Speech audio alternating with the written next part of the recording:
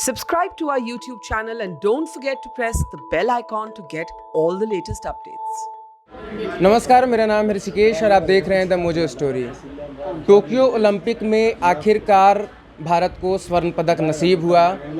Olympic में 12 सालों बाद जेवलिन थ्रो में नीरज चोपड़ा ने भारत को स्वर्ण पदक दिलाया है।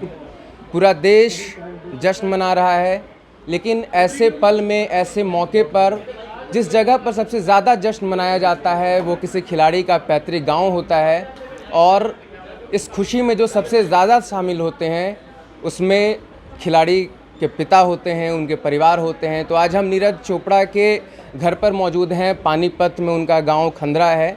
और सर, बहुत बहुत स्वागत है आपका। जी धन्यवाद सर आपका। यहाँ से जब ओलंपिक में पार्टिसिपेट करने गए और जो भी नतीजे निकल कर सामने आए, कैसा लग रहा है? पूरा नतीजे के बाद किस तरह का माहौल, कैसा एकदम महसूस कर? जी देखो, बहुत खुशी का माहौल है जिसको हमें शब्दों में बयान नहीं कर सकते। बहुत अपना देश प्रदेश गांव और जितने अपने रिलेटेड हैं, जितना अपना मीडिया है, सभी बहुत उत्साहित हैं और उस पल के इंतज़ार में हैं कि कब हमें मौका मिलेगा, भाई नीरज चोपड़ा घर आए और हमें मौका मिले मिलने का। हम काफ़ी पढ़ रहे थे, कुछ रिपोर्ट्स ऐसे आ रहे थे कि उस खिलाड़ी ने मतलब गोल्ड मेडल जीता है जेवलिन थ्रो में जो कभी अपनी वज़न घटाने को लेकर मेहनत करता था। वो दौर थोड़ा सा मुझे बताएंगे कि मतलब क्या आप लोग कहते थे कि वज़न घटाओ, बढ़ गया है, या इस तरह की चीज़ें? देखो, ओवरवेट उसका था पहले, हमें भी चिंता थी, उसको खुद को भी चिंता थी, लेकिन अपना खाने पीने की वजह से जो हेल्दी था उसको कहीं ना कहीं शेप उसके शरीर को देनी थी, नहीं तो अब तक वो शरीर से बेकार हो जाता। तो उसी के दौरान उसको जिम में भेजा गया। तो जिम के पास ही एक स्टेडियम होता था अपना पानीपत में, शिवाजी स्टेडियम। तो उसी स्टेडियम में उसको 10-12 दोस्त मिले। तो उन दोस्तों से प्रेरित हुआ, वहाँ जेवलिन का गेम वो खेलते थे, वही से 2-3 साल और सीनियर थे, बढ़िया खिलाड़ी थे वो। तो उनमें एक लड़का था जयवीर, जिन्होंने इसको एज ए भाई, दोस्त और कोच सभी की भूमिका उसने निभाई और इसके हाथ में जेवलिन थमा दी उसने कि भाई तू ये गेम करके देख। और इस गेम के ऊपर फिर नीरज चोपड़ा ने इतना फोकस किया कि आज अपने देश में गोल्ड मेडल लाने के लिए वो तत्पर था और वो करके दिखाया। जेवलिन थ्रो मतलब एक ऐसे खेल में आमतौर पे देखा जाता है जिसमें कोई बहुत ज़्यादा रोमांच नहीं है, बहुत इंडिविजुअल कोई व्यक्ति अपने मेहनत से चीज़ों को करता है, एक टीम गेम नहीं है, एक रोमांच नहीं है। तो ऐसे में मतलब और भी खेल जो यहाँ काफ़ी ज़्यादा लोकप्रिय है उसमें मतलब वो क्यों नहीं गए, और क्या मतलब उनको लगा कि चीज़ें बेहतर होती चली गई जेवलिन थ्रो में आने के बाद? देखो, ये हर आदमी की, मेरे हिसाब से हर आदमी की अपनी एक सोच होती है। वो टीम गेम में जाना चाहेगा तो टीम के हिसाब से ही वो खेल पाएगा। अगर उसका अपना सिंगल आदमी का इवेंट है तो वो अपने हिसाब से मैनेज कर पाएगा। टीम गेम में तो आदमी टीम के हिसाब से ही खेल पाएगा। हो सकता है 4 लड़के बढ़िया खेल रहे हैं और 2 उसमें बीच में ठीक नहीं निकले, तो फिर पूरी टीम उन 4 के मतलब 2 के कारण 4 बच्चे वो पीछे रह जाएं। तो इसमें क्या है, इसमें तो एक आदमी है, वो उसका चाहे जिस भी हद तक जाना चाहे वो उस तक उसकी खुद की मेहनत है और खुद की परफॉर्मेंस है उसकी, वो कहाँ तक अचीव कर सकता है, उसका अपना खुद का दम होता है उसमें। अच्छा, 5-6 सालों में लगातार हर जगह उन्होंने गोल्ड जीता, लेकिन रियो ओलंपिक एक ऐसा समय था, इंजरी भी हुई, क्वालिफाई भी नहीं कर पाए। तो उस दौरान का क्या सीन रहा? कहीं उनको ऐसा लगता था कि अब चीज़ें थोड़ी ख़त्म हो गई? लगातार जो पदक जीतते आया हर लेवल पे, लेकिन रियो ओलंपिक में क्वालिफाई भी नहीं कर पाए थे। देखो, रियो ओलंपिक में क्वालिफाई उसका उस टाइम पे मौके पे नहीं हुआ था। 10-11 दिन बाद उसकी जो थ्रो हुई वो क्वालिफाई मार्क से भी वर्ल्ड रिकॉर्ड तक पहुंच गई। अगर वो थ्रो उसकी 10 दिन 11 दिन पहले होती तो अगर रियो में उसका नंबर, जैसे वो वाइल्ड कार्ड एक होता है इनका खिलाड़ियों का जिसके उसमें दाखिला मिलता है ओलंपिक में, तो उसकी भी मांग उसकी की गई थी, लेकिन फेडरेशन ने उसको एक्सेप्ट नहीं किया।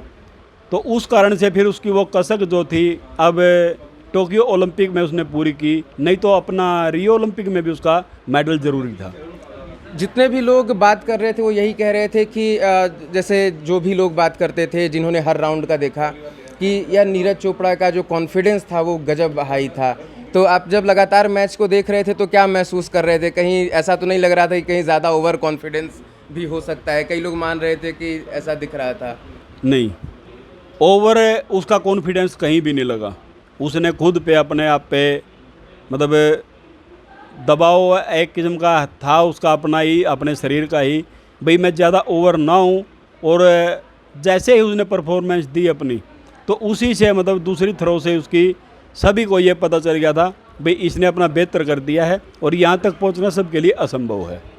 अच्छा, उस पे क्या कहेंगे? फाइनल थ्रो जो उन्होंने फेंका और एकदम ही पलट के हाथ उठा दिया, एकदम कुछ मतलब क्या वो समझ गए थे कि मतलब भाला फेंक दिया है जहाँ तक जाना था? देखो, हर फील्ड में हर खिलाड़ी में एक ये अपनी शारीरिक जो मतलब पावर होती है समझने की, भाई मेरे शरीर की जो पावर लगी है उसका मेरा कितना पावर लगने के बाद मेरी थ्रो कैसे गई है, उसी से उसका अनुमान हो जाता है कि मेरी थ्रो अब ठीक है कि नहीं है। तभी उसमें रिएक्शन मिलता है, भाई हाथ खड़ा कर ले तू, अब बढ़िया परफॉर्मेंस गई है। अच्छा, एक चीज़ हमने देखा है कि जितने भी लोग यहाँ पे पदक जीत रहे हैं, हम बीते दिनों रवि दहिया के घर भी गए थे, आपकी भी एक तस्वीर देखी थी अपने बेटे के साथ जो आप फावड़े लेकर खड़े थे। आप लोग मतलब जब संघर्ष तो होता है उस एक परिवार का, उसके बाद बाकी चीज़ें चाहे कोई भी कितना कुछ भी दे दे, आपको क्या लगता है कि कहाँ पे काम करने की ज़रूरत है सरकार को, फेडरेशन को? बाद में तो जीतने के बाद हर कोई आता है, कहाँ पे एक्चुअली में काम करने की ज़रूरत है जो आपने महसूस किया अपने संघर्ष में? जी देखो, फाइनेंशली परिवार कोई भी जब खिलाड़ी को घर से बच्चे को निकालते हैं तो कोई भी मेरे हिसाब से इतना सक्सेस नहीं होता। या तो उसका पीछे खेल ग्राउंड में कोई पीछे कोई जानकार है या मतलब कोई खेलने वाला पहले परिवार में रहा है तो वो उसको बेहतर कर पाता है। लेकिन जब कोई नया आदमी खेल फील्ड में, खेल जगत में जाता है तो उसके लिए कि चुनौतियों भरा सफ़र होता है और कठिनाइयाँ इसमें बहुत आती हैं रास्ते में। तो आपको क्या लगा कि मतलब किस तरीके से वैसे खिलाड़ियों को प्रमोट करने के लिए, आगे बढ़ाने के लिए किया जाना चाहिए? आप तो लगातार, एक टाइम तो ऐसा था कि भाला खरीदने के लिए तक पैसे नहीं थे, यूट्यूब से चीज़ें सीखी। देखो, यहाँ पे अपना जैसे एथलेटिक का कोई कोच तो था नहीं, ना ही एथलेटिक का इधर अपने पास कोई रुझान था।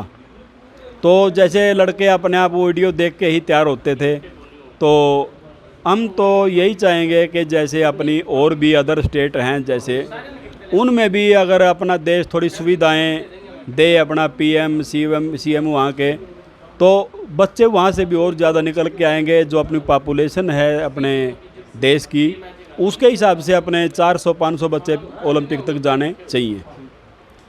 नीरज का यह पहला ओलंपिक था, आगे हो सकता है 2, 3, 4 ओलंपिक और खेलें। किस तरीके से देखते हैं नीरज को आगे भविष्य में बढ़ते हुए?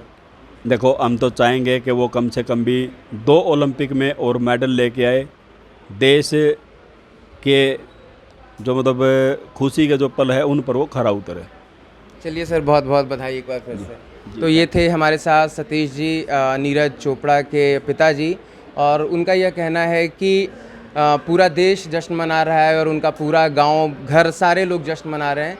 लेकिन जो खिलाड़ी जो बेसिक सुविधाओं से जो वंचित रह जाते हैं, उनको प्रमोट करने के लिए सरकार को, फेडरेशन को काफ़ी कुछ करना चाहिए ताकि ऐसे कई पदक देश की झोली में और भी आएँ। मोजो स्टोरी के लिए मैं ऋषिकेश, पानीपत, हरियाणा से।